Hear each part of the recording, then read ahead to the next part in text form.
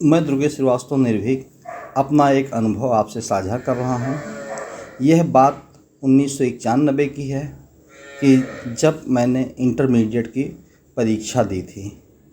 वास्तव में उस साल क्या हुआ था कि पूरा प्रशासन जो है साल भर हल्ला बोल आंदोलन में लगा हुआ था, जिस कारण ना तो पढ़ाई हो पाई थी, ना ही बोर्ड की दैनिक कार्यवाही भी सही तरीके से हुई थी।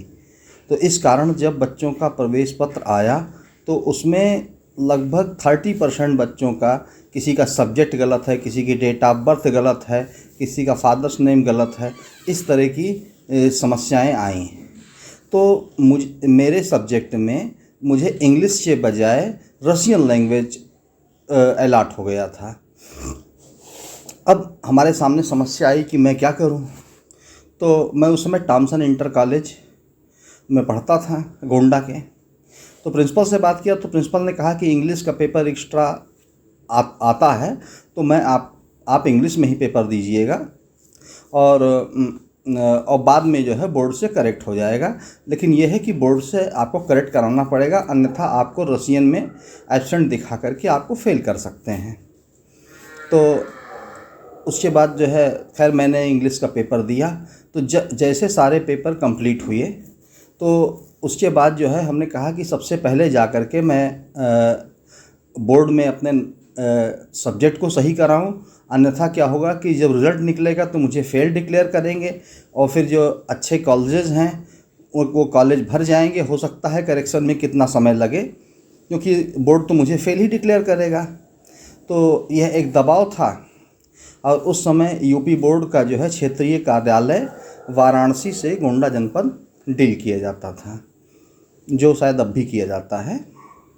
तो मैं वहाँ पे जब बोर्ड ऑफिस पहुँचा बनारस, तो वहाँ पे मैंने देखा कि सोचा कि जा कर के हम इसको मिल कर के एप्लीकेशन वगैरह दे करके अधिकारियों से इसको करेक्ट करा लें। तो लेकिन वहाँ पे ऐसा हुआ कि सिक्योरिटी ने कहा कि नहीं, अभी चूँकि परीक्षाएं हुई हैं इसलिए किसी को भी बोर्ड के कैंपस में आने की परमिशन नहीं है, आप कैंपस के अंदर नहीं जा सकते हैं। तब उसके बाद मैंने एक आध और लोगों से संपर्क साधा जो बोर्ड के बाहर अपना दुकान लगाए रखते हैं। तो उन्होंने कहा भैया देखो ऐसा है कि यहाँ पे कुछ दलाल लोग हैं, हम आपकी बात करा देते हैं तो वो लोग आपका सही करा देंगे। तो खैर उसने एक दलाल से बात करवाई।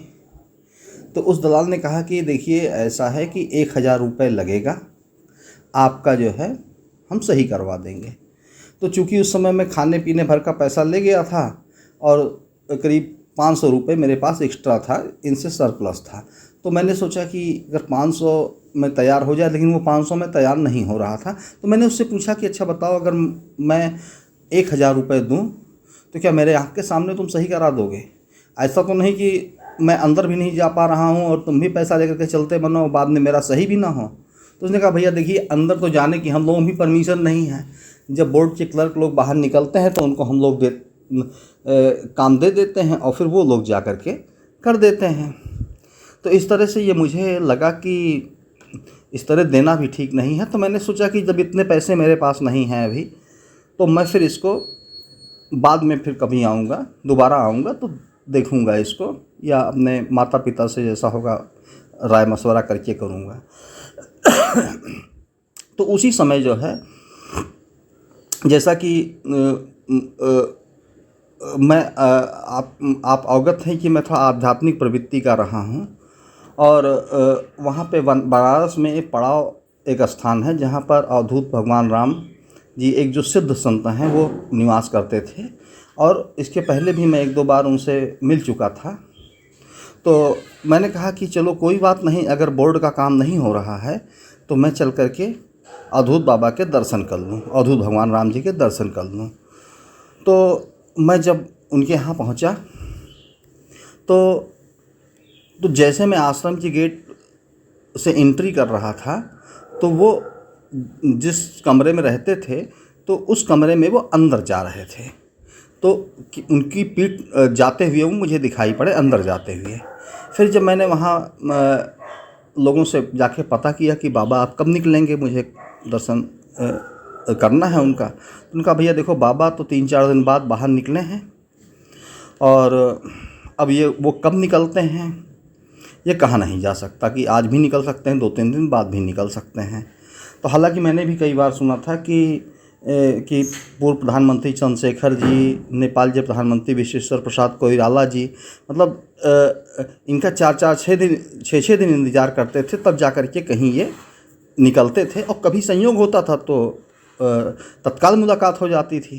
तो ये सोच करके कि मैंने भी मन में एक संकल्प लिया, मैंने कहा कि जब तक दर्शन नहीं हो जाएगा, चाहे 2 दिन बीत जाए, चाहे 3 दिन बीत जाए, मैं दर्शन करके ही जाऊंगा।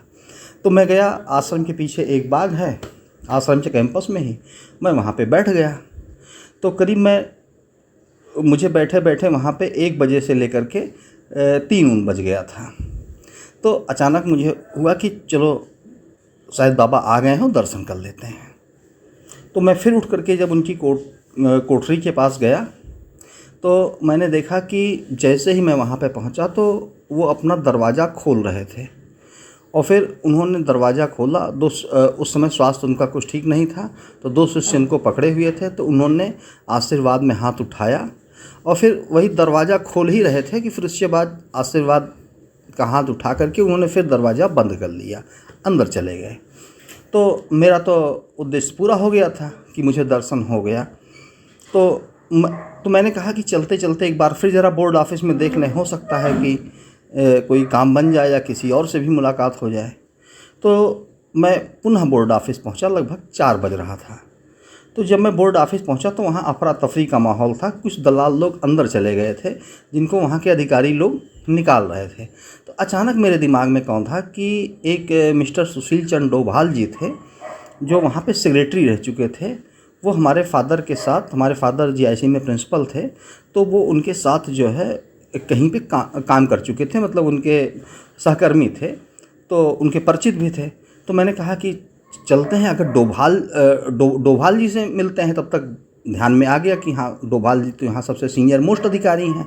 देखिए, पहले ये चीज़ ध्यान में नहीं आया, फिर उस समय आया। तो वो जब सिक्योरिटी वाले और अधिकारी लोग दलालों को निकाल रहे थे, अफरा तफरी का माहौल था, गेट खुला था उनको निकालने के लिए, तो उसी समय मैं भी अंदर चला गया। तो एक जो सीनियर अधिकारी दिखाई पड़ रहे थे, तो मैंने उनसे कहा कि, तो उन्होंने कहा कि कैसे, तुम कैसे यहाँ? तो मैंने कहा कि ऐसा है कि मुझे सुशील चंद्र डोभाल जी से मिलना है, वो हमारे फादर के परिचित हैं। और तो उन्होंने कहा डोभाल जी? तो उन्होंने कहा कि देखो, ऐसा है कि डोभाल जी तो रिटायर हो चुके हैं और अब उनकी जगह पे मैं हूँ। उनसे कोई पर्सनल काम है कि ऑफिस का काम है? मैंने कहा सर, पर्सनल होता तो फिर उनको घर पे मैं कांटेक्ट करता, घर पता करके, क्योंकि ऑफिशियल काम है। तो कहा अच्छा, कहा आप डोभाल जी के परिचित हैं? तो हमने कहा हाँ। तो उन्होंने पूछा क्या काम है? तो हमने बताया कि इंटरमीडिएट में मेरा सब्जेक्ट इंग्लिश के बजाय जो है रसियन हो गया है, तो इसको करेक्ट करना था, नहीं तो हमारा रिज़ल्ट फेल में डिक्लेयर होगा। तो उन्होंने एक अधिकारी से कहा, डिप्टी सेक्रेटरी थे, तो उनसे कहा कि ऐसा है कि आप इंटर देख रहे हैं? तो कहा जी। तो कहा कि ये डोभाल साहब के परिचित हैं, इनको आप ले जाइए और जो है और इनका करेक्ट करा दीजिए। तब उसके बाद वो अधिकारी मुझे अपने साथ लेकर के गया और लगभग 4 जगह करेक्शन होता है। तो उन्होंने एक एक करके बाबुओं को बुलाना शुरू किया और हर जगह जो है जहाँ रसियन था वहाँ पे इंग्लिश कराया, और जो मेरे इंग्लिश के नंबर थे उनको वहाँ पे एंट्री करवाई। फिर एक क्लर्क उस दिन छुट्टी पे था, उन्होंने कॉफ़ी वॉफ़ी भी मंगवाया, तो हमने पिया। तो उन्होंने कहा देखो, फर्स्ट डिवीज़न आ जाओगे तो हमें आकर के एक बार ज़रूर मिलना। मिठाई तो तुमसे नहीं खाएंगे, तुम बच्चे हो, लेकिन एक बार मिलना ज़रूर हमसे। हमने कहा ठीक है सर। तो उसके बाद जो है तो उन्होंने कहा कि एक क्लर्क नहीं आया है, तो उससे मैं कल करा दूंगा। तब उसके बाद जब मैं बाहर निकलने लगा तो जो प्यून जो है मेरे लिए कॉफ़ी वॉफ़ी लेकर के आया था, तो मैंने उससे कहा, मैंने कहा भैया देखो, ऐसा है कि साहब के पास तो बहुत काम होगा, तुम ऐसा करना कि कल याद दिला देना। तो उसके बाद जो है तो हमने उसको 10 रुपये मैंने चाय के लिए, मैंने कहा तुम चाय के लिए ले लो। तो चूँकि उसने कहा नहीं हम कोई पैसा ऐसा नहीं लेंगे आपसे, हैं, मना कर दिया। मैंने कहा नहीं, देखो ये पैसा मैं अपनी खुशी से दे रहा हूँ और इसलिए दे रहा हूँ कि तुम इसको याद रखो। तो हमने बहुत ज़बरदस्ती किया, तो उसने 10 रुपये लिया। और फिर उसके बाद जब बोर्ड का रिज़ल्ट निकला तो न्यूज़पेपर में मुझे पास डिक्लेयर किया गया, और जबकि काफ़ी बच्चों का रिज़ल्ट जो है डिस्टर्ब रहा।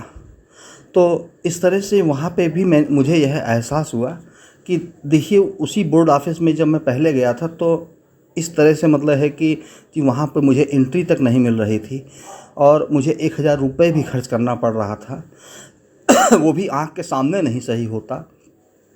तो ये संतों की कृपा होती है, इसको मैं अवधूत भगवान राम जी की कृपा कहूँगा कि वह मेरा काम जो है मतलब है कि सम्मान के साथ हो गया। परमात्मा स्वयं आकर के सहायता नहीं करते हैं, मुकुट या पीताम्बर ओढ़ करके सुदर्शन चक्र लेकर के आपके सामने नहीं आते हैं। वो आपको ऐसे सद्बुद्धि, ऐसे विचार दे देते हैं, और ऐसे इस तरह से आपके सामने परिस्थितियां क्रिएट कर देते हैं कि आपका काम बन जाता है तुरंत। तो यहाँ पे मैंने ये संत की कृपा समझा कि उनके आशीर्वाद से हुआ है कि जहाँ काम नहीं हो रहा था वहाँ एक कप कॉफ़ी पी करके मैं सम्मान के साथ मेरा काम हुआ। तो यह जो अनुभव आपसे साझा कर रहा हूँ, ये इसलिए साझा कर रहा हूँ कि देखिए, जो संत महात्मा हैं, जो हमारे हृदय में उनके प्रति एक सम्मान होता है संत महात्माओं के, वो कहीं ना कहीं जो है फलित होता है। और संतों का आशीर्वाद, संतों का साथ कभी निरर्थक नहीं जाता है। इसलिए जीवन में जो सज्जन पुरुष हों, जो सत्पुरुष हों, उनका साथ करिए, और इससे आपका हमेशा कल्याण होता रहेगा। धन्यवाद।